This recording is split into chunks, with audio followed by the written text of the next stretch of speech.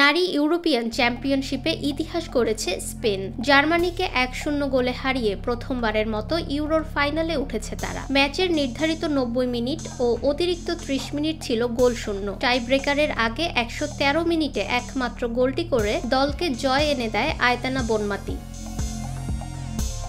Tournament শুরুর আগে viral মেনিনজাইটিসে ভুগে হাসপাতালে ছিলেন এই স্প্যানিশ মিডফিল্ডার। সেখান থেকে ফিরে 5 ম্যাচ খেললেও গোলের দেখা পাননি। অবশেষে সেমিফাইনালেই এলো কাঙ্ক্ষিত মুহূর্ত।